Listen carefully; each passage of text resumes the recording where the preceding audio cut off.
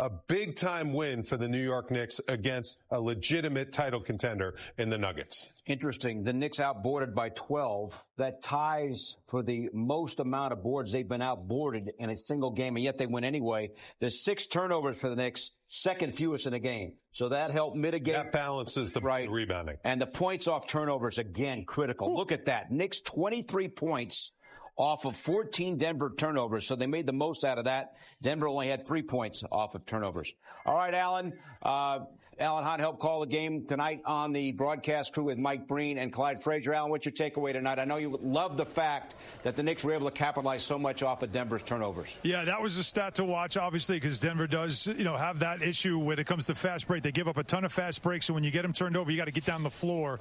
And the Knicks did that, and they continue to do that. But I love what Wally said at the very beginning, because that's exactly how I felt when I was watching that third quarter. As Jamal Murray got hot and he started making shots, and again, we've seen big time players come in this building, they start talking to the crowd, they get a little bounce to them, and Jalen Brunson's like, I don't think so, this is my house. And he had a close to that quarter that regained the lead, and the Knicks retook control of this game. He had 7 points and an assist in what I believe was like a 12-3 run to close out that quarter, and it felt like that was it for Denver. And we have seen so many times in the past, guys, where a star player or a high-level player will come in here, they get hot, they get bouncy, and they kind of take the game over. The crowd gets frustrated, and the Knicks end up losing the game.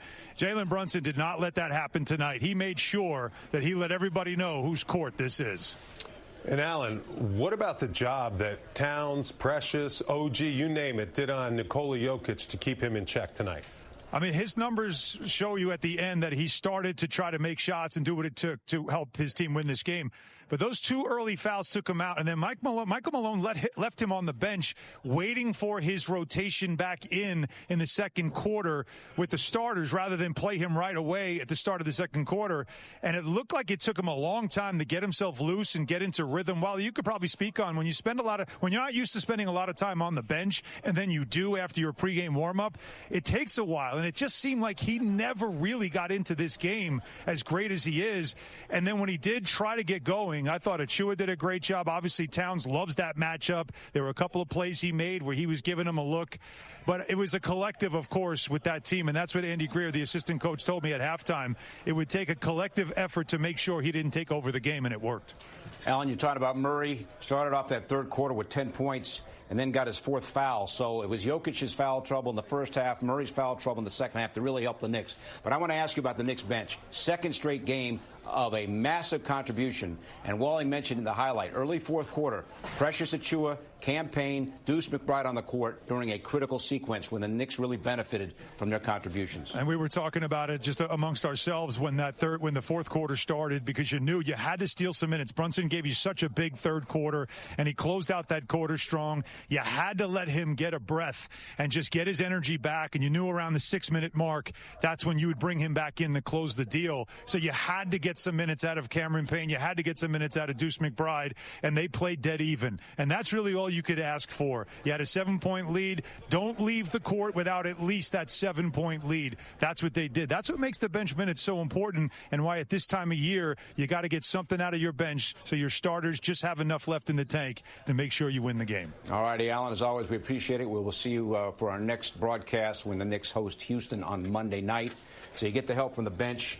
And Jalen Brunson tonight, we've talked about his night, 36 minutes. Didn't have to play a zillion minutes because he's getting the support. Tom Thibodeau's getting the support off the bench. Brunson made the most of those minutes. 15 assists. His career high is 17. Had that at Denver in late November. So he got 15 assists in this one and 30 points and 18 in the third quarter. What I loved about this game and calling it on radio was the strategy between 2 outstanding coaches. The Knicks and Jalen Brunson and Tom Thibodeau, they knew they had an advantage when they put Nikola Jokic in pick and roll. And Jalen Brunson was getting into the paint all night long. He was getting whatever he wanted. He was making plays for his teammates. A couple of these drop-off passes to Precious Achua, to Josh Hart, just incredible, beautiful dimes to his teammates. He was in aggressive mode. He knew that when he got that screen, that they were not going to be able to contain him and keep him out of the paint. And when he gets in the paint, good things happen. How about that all-star role? That's how all-stars get the bounces at their home court. MSG, what a performance by the captain. Put his team on his back for a big-time win. Rarefied company there. That is for sure. Brunson last year, Wally, 9 games for the whole year with at least 10 assists.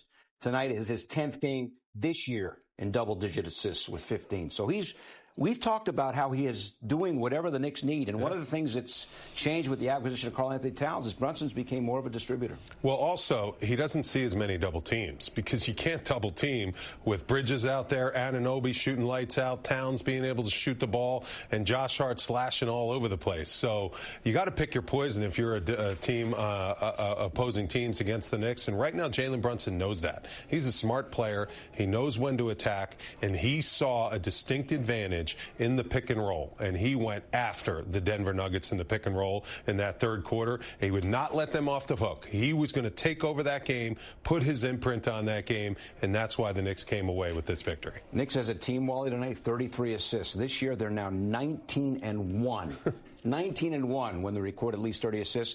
Last year, for the whole season, they only had 10 games in which they recorded 30 assists. Tom Thibodeau's bunch now 32-16. His postgame reaction is next. The Knicks